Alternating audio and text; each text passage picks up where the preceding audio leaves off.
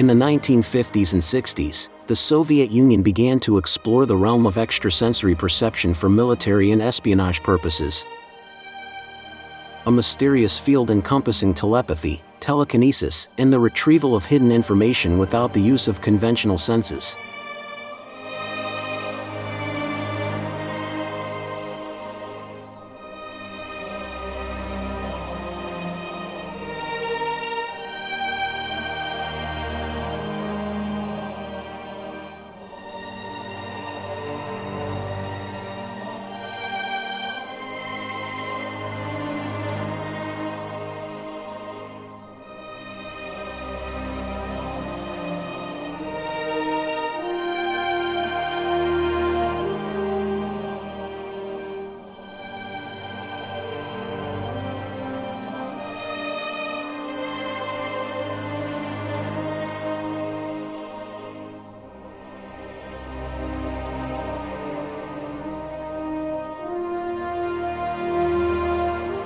Recently declassified CIA documents reveal that by 1970, the Soviets were running 17 facilities dedicated to these studies, while the United States had not established a single one at that time.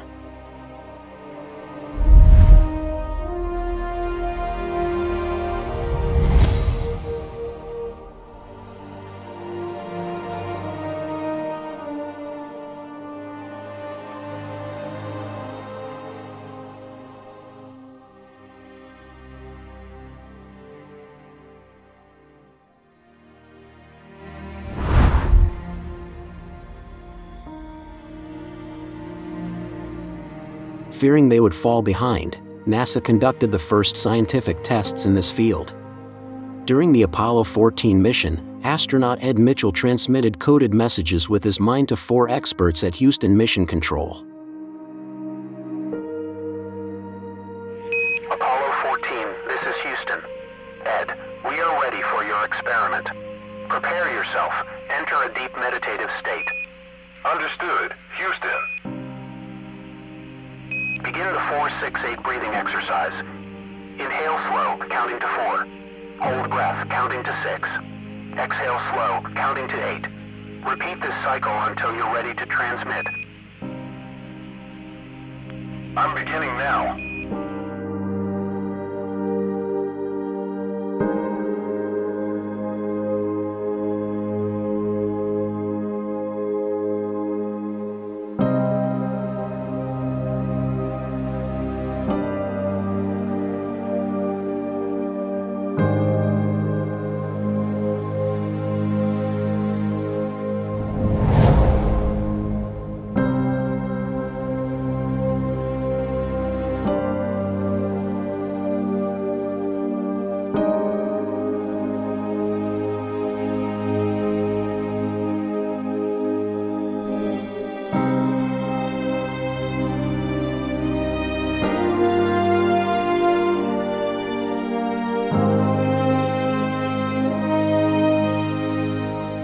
These specialists entered a meditative state to receive the signals. A resounding success.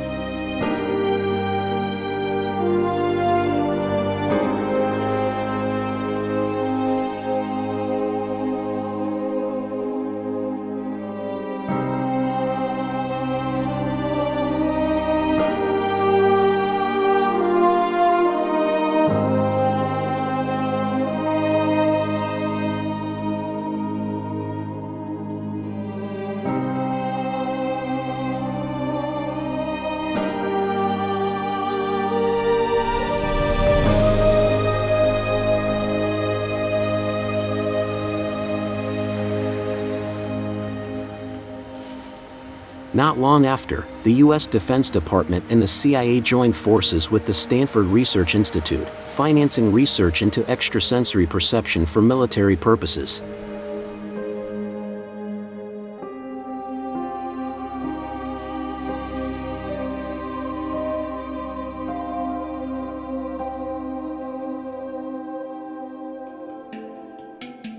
Renowned laser scientists Russell Targ and Harold Puthoff took the lead, testing numerous individuals and students on their paranormal abilities.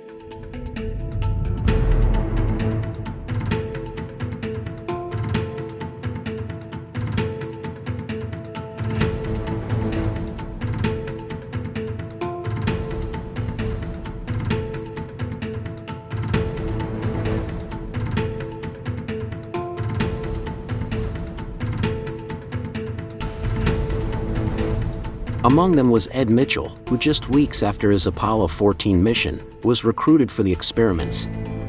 He played a key role in the research, alongside Ingo Swann and Pat Price, who demonstrated an uncanny ability to sense distant locations, objects, and events with their inner eye, a phenomenon that would later become known as remote viewing.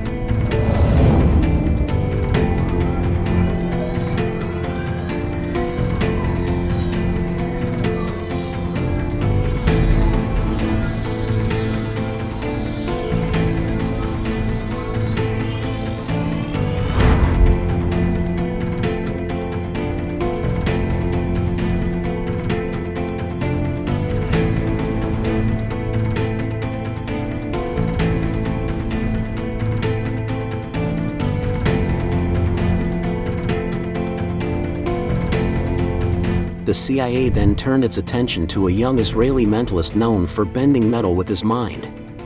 His name, Uri Geller.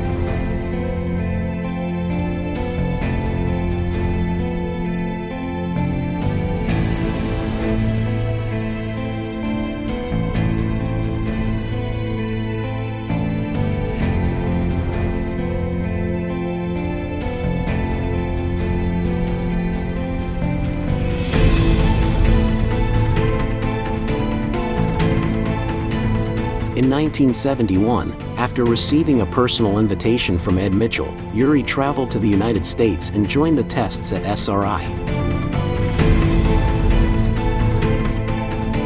From that point, Mitchell became both Uri's friend and mentor.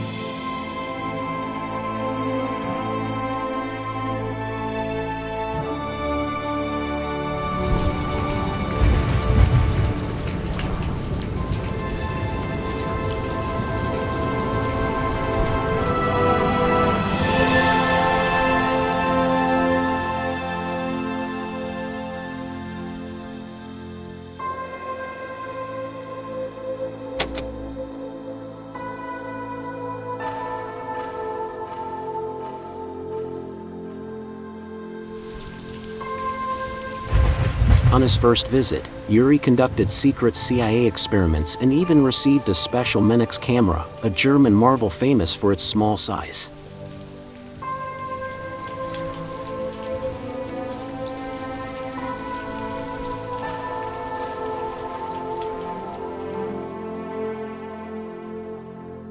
In 1972, Uri once again underwent further tests at the Stanford Research Institute. This time, the experiments were officially recorded on film. He accurately identified the symbols and drawings sealed in envelopes, a demonstration designed to prove to the Soviet side that the United States possessed extraordinary talents.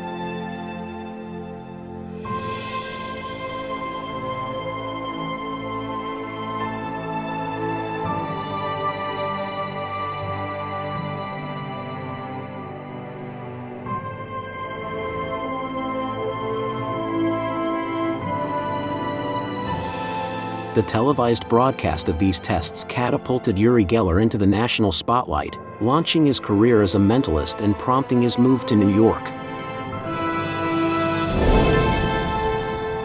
In his New York apartment, he received an invitation from NASA, sent by Ed Mitchell, to visit the Goddard Space Flight Center and meet with Wernher von Braun.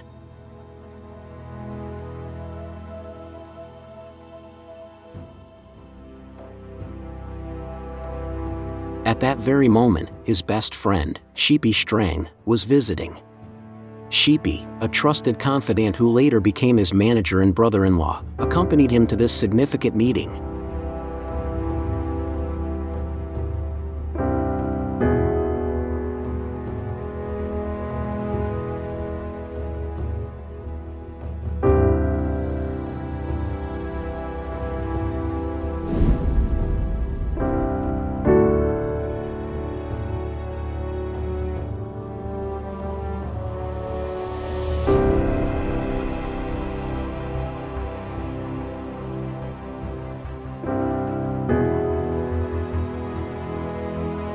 The original bulletin from the Goddard Space Flight Center confirms, on that day, Uri Geller showcased his extraordinary abilities before a large group of NASA scientists and military personnel. And he met Wernher von Braun in his office.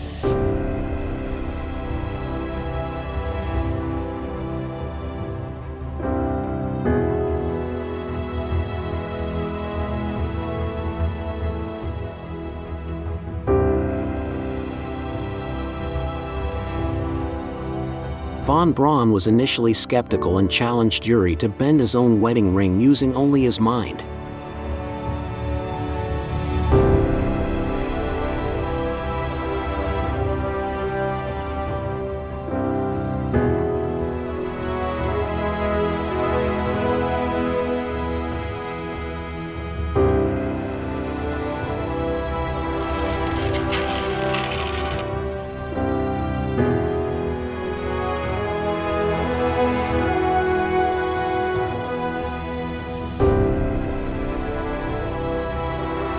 Uri succeeded in doing so. Impressed, von Braun then presented Uri with a small piece of metal.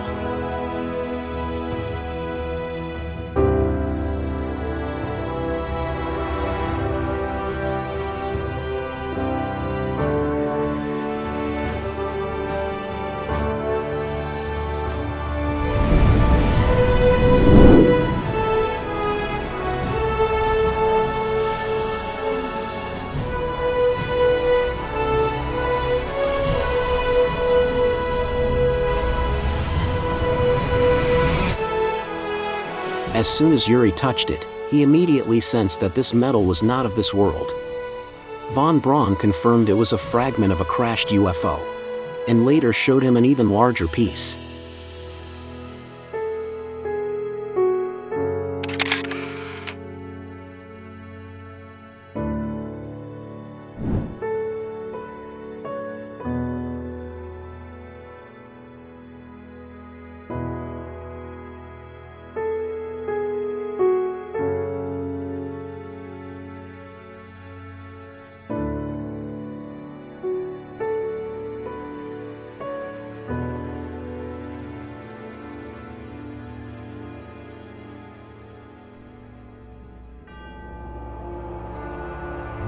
Hi, my dear friends. So, this is Captain Edgar Mitchell, who was a very close friend of mine.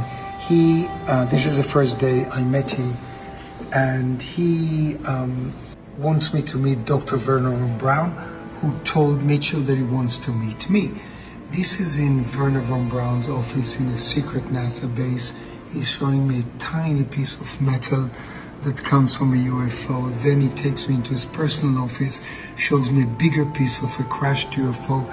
Then he leads me to his limousine, that's his driver, and we drive towards a concrete building.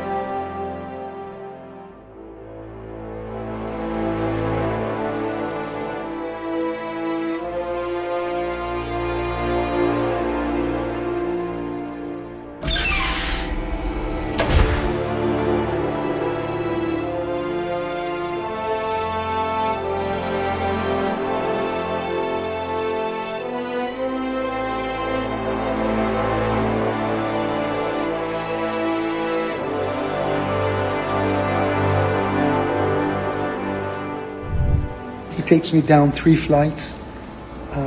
He wants me to put on a warm Antarctica coat. He does the same with a NASA logo. And then we walk into a refrigerator room.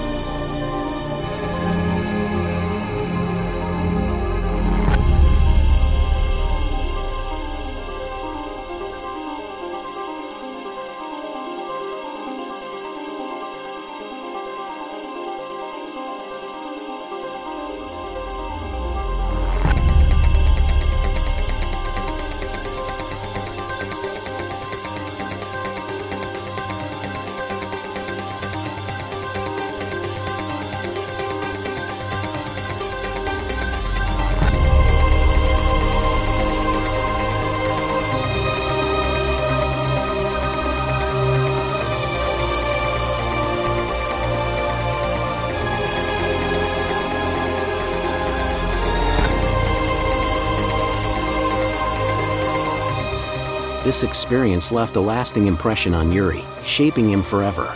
Despite numerous attacks and the skepticism of many critics, his reputation remained unbroken.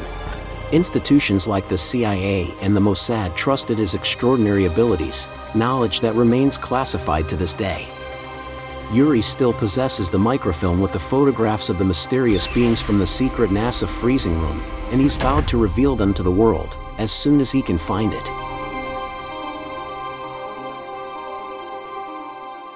I want you to look at this very carefully, very carefully. Some people say, it's not real, it's a fake. I believe that it's absolutely real. I've seen them with my own eyes. That's as much as I can tell you. That's what I've seen in the refrigerator room. They exist.